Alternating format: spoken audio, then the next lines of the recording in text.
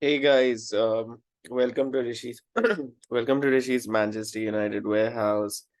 And it's been a couple of eventful days, and this is probably the first time I've uploaded two videos on the same day, and that's coming down to specific reasons that are happening in the background at our club. Uh, Now, we played a very positive game of football against Arsenal not 12 hours ago, and suddenly, Manchester United are again back in the headlines because of this entire so-called rift between Jadon Sancho and Erik Ten Hag that is going on in the background as we speak.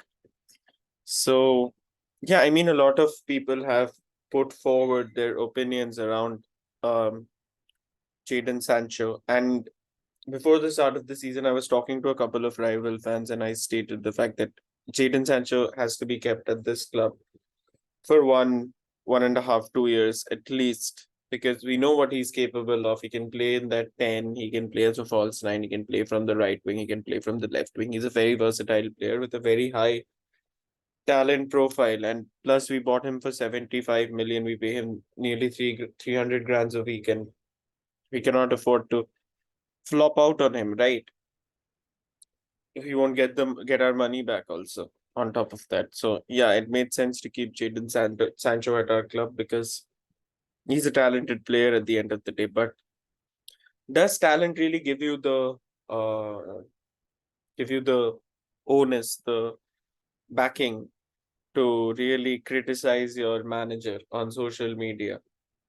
Now, the last time I checked, Erik Ten Hag was the manager of Manchester United, and the manager's job is to manage his players, choose players that are performing well, so that United get to play well and we score the maximum amount of points.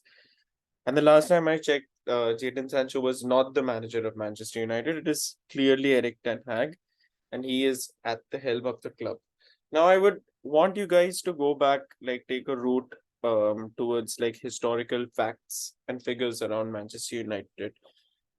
So our glorious campaign of yesteryear consisted of players like Brucey and Gary Pallister, and they were booted out of the club of reasons of reasons such as the development of young talent at the cliff back then um, really outshadowed their capabilities, and a lot of people called for the head of Sir Alex Ferguson back then, but we had the class of 93, 94, and then the treble because of this like talent pool. Now, Sir Alex Ferguson had a very difficult start to his job at Manchester United too because of the media, the expectations of becoming Manchester United manager, becoming the next Matt Busby, very important expectations. And on top of that, he was not being able to pull out results. Results not even close to what Erik Ten Hag has achieved in his first season, right? Um, so yes, I mean you have to give the manager time and the benefit of the doubt in such situations because he is the one that is dealing with the players day in and day out. And especially when a player that costs 75 million pounds who's behind Pelestri or even some might say Amad Diallo when it comes to work rate, he might have the best skill set on planet Earth, but if he's not being able to perform, if he performs two matches and then doesn't perform 10, what's the point of having those skill sets? Now you can be an amazing student in class, the most intelligent, but if you cannot like replicate your intelligence into like results, it's very difficult to defend you. And on top of that, you cannot criticize your teacher when they state the fact that you have not performed well or you have you have failed. It's just very, very difficult for us to consume. So, yeah, I mean, even take your professional life, for example. Like, we have been professionals for a certain amount of time to know the fact that you don't really cross question managers like that. Your manager gives you a performance report. If you suck at your job, you get a bad report. You don't get to say that I have done well, because you haven't, right? That's the reason why you've been given a bad report, right? The thing about Erik Ten Hag having feuds with players is very, very indicative of the fact that we have a very toxic dressing room at the end. Um, so if you look at the end of, like, last to last season, Ralph Ragnick's time, or even Jose's end of the season, he was having continuous rifts. There were leaks from the dressing room, and Erik Ten Hag has clearly wanted to move on certain players that he has inherited from those dressing rooms in the past, and that has to be like put as priority number one for any CEO or group leader, right? And our CEO and leaders have just not been able to deliver on that front. Time and again, Erik Ten Hag has tried to move on players, tried to criticize them in the background, and our CEO and director of football have done not a lot to really manage his wants. Now, this is down to commercial reasons, obviously. Sancho is a very, very commercially marketable player at the end of the day. He's English, he's expensive, he's paid big wages, he's flashy. But if he doesn't perform, why do you need to keep him at the club? Right.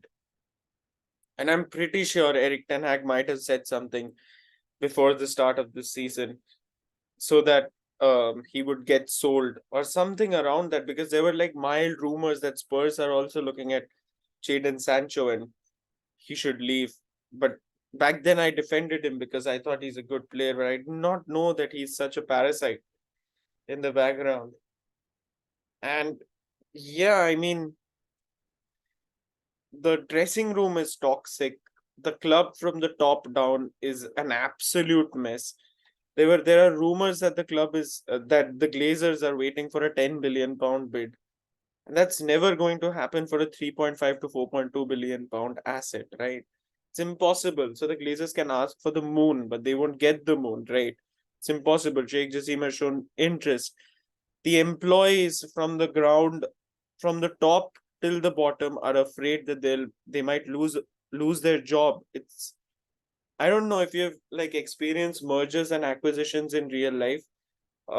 It's a very stressful time for the employees, especially since they have no clarity over the fact that the new body that is coming in to replace the older ones are going to keep them or not.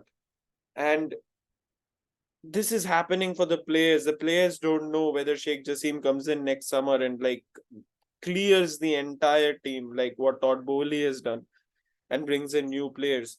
It's a very frustrating time for the players, for the staff, for the manager as well. The manager wanted Kim Min Jae, Harry Kane, Rabiot, all these names, but we gave him Johnny Evans at defense.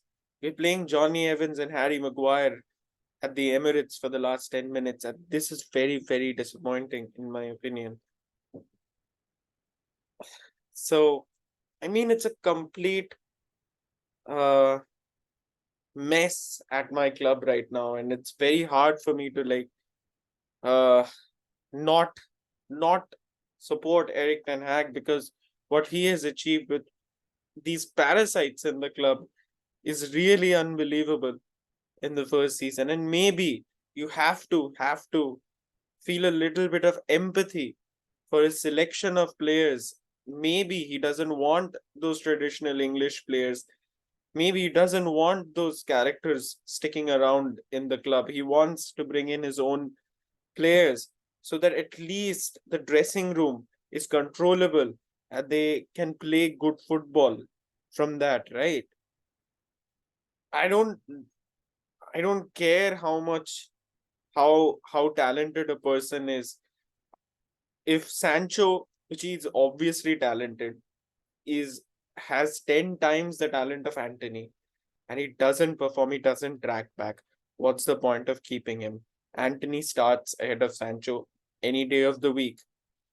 Yes, Sancho can pull out that 10 out of 10 performance, 1 in 10 games, but I'd rather have Anthony put in sevens or eights every week in, week out. So, yes, I think Sancho needs to leave Manchester United as soon as possible. And if he does the mistake of getting swayed by a crook like Piers Morgan, and if he pulls out an interview like that, then we're doomed. People will criticize us further. But this is what I'll ask every Manchester United fan to do. It's to stick behind our manager, it's to stick behind um, the great things that we have achieved, the great things we're going to achieve if he's given time, the great things if his orders are obeyed. It's us at the end of the day. We have to show support towards Erik Ten Hag, and we have to remove these parasites from the club. Right. Yes, Erik Ten Hag has blood on his hands from removing Ronaldo from the side. But with Ronaldo, despite his 25 or 28 goals, we finished sixth that year. We finished third with Marcus Rashford up front and Wout Weghorst up front. How does it matter? How do Ronaldo's goals matter when we are not able to pull in the results? So yes, I mean, concluding again, Sancho needs to leave. Sancho needs to be sold in January. Now we cannot afford another player to leave on free. We cannot terminate his contract. We're not that wealthy. Just wait till January. I think Sancho doesn't play again. It'll be miraculous if he does.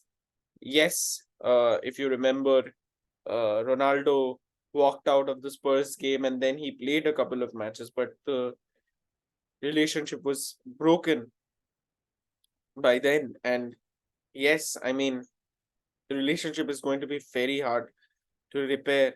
I think it should not be repaired because what he has done is inexcusable. And this is where I'd want to end the video.